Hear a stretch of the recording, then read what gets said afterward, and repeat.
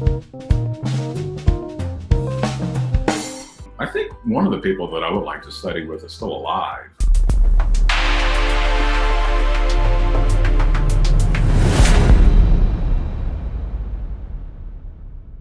Something that, I respect you for, all the work you do to promote women and minority composers. You've commissioned works, restored works, premiered works, recorded works. In 2015, KCET Television called you a local hero for the work that you've done in this area. Talk about a little bit about your interest and what made you choose to promote such a great cause and what you've done with it. Well, I just remember a long time ago, I was listening to the local radio station in New Haven, Connecticut, and there was this extraordinary piece of music on the radio. And, we as musicians, we feel like, oh no, that's Beethoven or that's Tchaikovsky or this is, I just could not piece who this work was by. And turns out it was by a composer named George Walker, who, as it turns out, is the first Black composer to be awarded the Pulitzer Prize in music. And it was his lyric for strings that I heard over the radio. And it was a little mind-blowing for me because when I think of classical composers, I don't generally think of, Black men as, classical composers. And even at that time, because so few have had a platform in which to have their music performed. So that, after that ensued a lot of research into, well, who are the Black classically trained composers who are out here writing music for symphony orchestras? And it turned into a huge passion of mine. So, with the Southeast Symphony, and we have premiered and or performed or reconstructed many, many, many works by Black composers. Now, here's an embarrassing ratio for you. There was a study that was done that showed that in the 22 biggest concert halls in America, that less than 2% of the pieces being performed were by women composers. Really? Now, of that, very small fraction, how many of those composers were Black women? Right. And so that has also been a passion of mine, and we are certainly not lacking talented Black female composers. I could actually sit here and probably name 100 of them. So one of the things that we've done with the Southeast Symphony is that we've commissioned and performed over 50 new compositions by Black female composers. So it's been a big passion of mine because music belongs to all communities, and I want to perform music that's expressive of the stories and the backgrounds of more than just one particular area in Europe. So it's been a fascinating and rewarding journey. One project that I'm particularly proud of that I did a couple years ago is I flew to London and I conducted the Chineke Orchestra, and we did a new album on NAC called Spark Catchers, which focuses on Black British composers. So, I mean, the diaspora is not just to America, it's worldwide. So that's, and we got to, we did the music of Erilyn Wallen, which is a particular interest of mine. I was able to bring Erilyn from England to America back in 2018, where we did her Concerto Grosso, which is a really fascinating piece that combines elements of the old and the current. You've mentioned conducting overseas, and I think something that's amazing to me, it's not every day that you find as successful of a musician as yourself that in both playing and conducting crosses the barrier between the concert classical style music and the commercial industry of film, television, and video games. Not only do you play in sessions for this, you also play in classical concerts, and then you conduct for both in concerts and in recording sessions around the world. I find that interesting about you, and I didn't know if you have any thoughts or comments about both of those different worlds and how you're able to go back and forth and be so passionate about both. Yeah, I've gotten to, with one particular video game, League of Legends, which I believe is the most played video game on earth. It has over 100 million active players. But I've flown out to Korea and China and Spain to conduct some of the biggest concerts I think an orchestra could concertize for. So we've done concerts where there's been 50 or 60 or more thousand people present with these vast orchestras and these incredible productions with many millions of people watching. But I still get the same amount of excitement if I'm conducting, Beethoven's Fourth Symphony. I've been really, really lucky. The scariest things I've had to conduct, quite frankly, are the John Williams scores to picture. I think there's nothing more frightening than trying to take that level difficulty music, because I was just doing one of the Harry Potter movies with the Tulsa Symphony in Oklahoma. And when you've got like this gigantic orchestra sitting there and a big choir, and you have to sync very difficult, rapid music, iconic music that even like a 4-year-old could hum all the lyrics to. It has to be absolutely pristinely synced to picture, and it's moving around. That's cause for sweating. So those have been some really harrowing experiences. One thing that I would say about both of us, I just like putting on a good show. Yeah. I like to entertain. And sometimes music isn't always profound or very serious. Sometimes it's just you get to just enjoy and sit back and relax, and there isn't like an overly profound or intellectual element. And I just like any instance where good music and good people are involved, and everybody's having a good time. Those films in concert are sometimes put together in extremely fast rehearsal processes and schedules. And you're trying to get them to learn this difficult music, get it to be at the quality that a concert standard is met, while syncing to film, sometimes in less rehearsal time than a classical concert's put together. And I don't think audiences know that.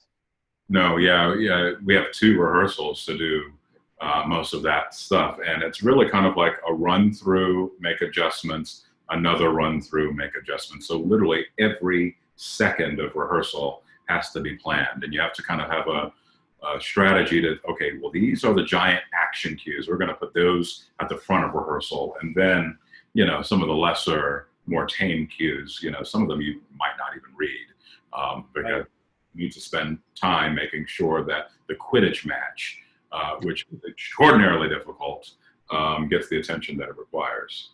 Was the door opening for you to get into conducting recording sessions or conducting films in concert? Was the opportunity for that similar to the playing on sessions, being in the right place at the right time, meeting certain composers or contractors, and that led to jobs? Or was there something else that happened for you to get session recording, conducting, and film concert conducting? I think my earliest, the first few sessions that I began to conduct were a result of a composer who had been to one of my concerts. And, composers don't always conduct their own sessions, as you very well know. And it's for a variety of reasons. For some of them, it's just because they don't conduct. And some of them don't feel comfortable with it. And there are others who are very talented conductors who need to be back in the control room with their director or producer or recording engineer to make sure that the balance is correct and things along those lines. So there's a whole host of reasons why someone might hire somebody like me to come in and run a session. But typically, if the composer isn't conducting their session, then the first person they go to is whomever is orchestrating on the project. And then after that, then they would probably go out and get somebody who is a conductor. And a lot of the sessions that I conduct, really, the style of music really does sort of need someone who's used to working with orchestras in order to help get a refined product. Do you get to read down the music once? Do you do a lot of rehearsing? When do they finally start turning the light on and recording? Usually immediately. There's usually no rehearsal whatsoever. You know, if the session starts at 10 o'clock, you are recording the music at 10 o'clock in 1 second. And those musicians are the best sight readers in the world, literally. You know, there's no time for rehearsing. I mean, these are union sessions, and especially if it's a major motion picture, you know, every second is costing thousands of dollars, you know? So there's really no time for any dilly-dallying, shall we say.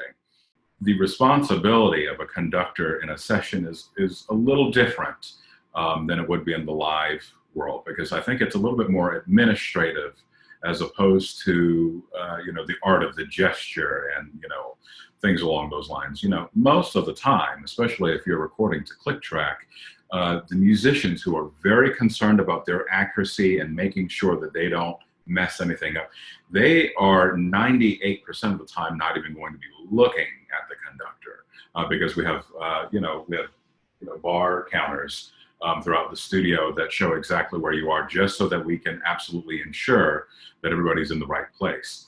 But the conductor may be asked to orchestrate something on the spot really quickly. You know, let's take, you know, with the brass, we're doing 16 cues ago. Let's go ahead and do that here. So now, you know, the conductor may have to very well orchestrate something in a completely different key and make sure that the voicings are correct. But every once in a while, especially, you know, for instance, I've been conducting for Ludwig Göransson for a number of projects, and he tends to write some rhythmically very demanding passages. And sometimes it's difficult to get 80 people to do that the first or second try. So we might have like a split second in between, you know, trying to record these tracks to look over a very particular thing and make sure that everybody's unified in their approach to something. But generally, you don't get a lot of time to rehearse whatsoever.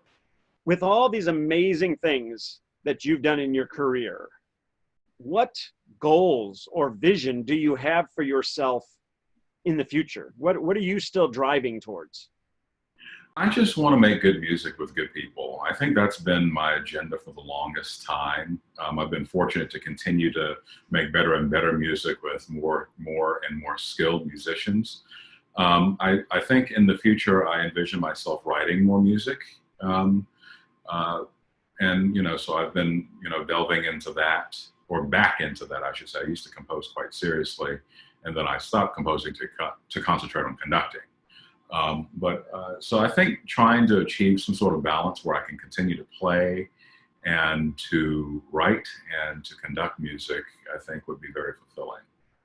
If you could study, with your background, with the people you've worked with the vast styles and genres that you've conducted and performed, I'm curious if you could study with any composer or musician, do any stand out to you as, I'd love to study with that person or these people? I think one of the people that I would like to study with is still alive. I just think that Quincy Jones is one of the most fascinating and versatile musicians and thinkers and creative persons imaginable. And there's so much that I would love to absorb from him. And some of it is not musical. You know, some of it is just on a creative and personal level. If you're driving along the coast, beautiful day, convertible top down, nowhere to be, what is playing on the radio? Oh, probably one of the comedy stations on Sirius XM. Okay. What sound or noise do you love? I love the sound of laughter. What sound or noise do you hate? Oh, goodness. Out of tune strings. No, I do not like hearing the sound of other people eating. Oh, a specific thing, but like mouth noises. Yeah, that's. Yeah, my second daughter is right there with you. Yeah. If music were erased from the face of the earth, what profession would you choose? I would probably be a creative writer or a comedic writing. When you die, what would you like your tombstone to read? Tombstone, I was hoping for a mausoleum. Okay, sure, we'll give it to you. For you know, a pedestrian tombstone. I would hope it would say something like he was fun. Got to say that from seeing a lot of Facebook posts with you in them, you're definitely fun. It's always good to hang out with you, like when we did that narration a few years ago and everything. Oh yeah, absolutely. That was a good time. Yes. Yeah. Well, Anthony, I thank you for being willing to do this and sharing your story with all of us. I thank you for that. Yeah, and whenever GSPO's next concert is I'm still available, by the way. Yeah, I'm pressuring you to call me, but I tell you, it's not an issue with me about whether or not we have you play. It's an issue of when is the concert going to happen. At this point, I don't know. Back in our halls, I can't wait. So we'll wait. And everybody, please wear a mask. Yes. And everybody, thank you for watching this time with Anthony. Again, Anthony, thank you very much, and we'll see you next time. Thank you. Bye.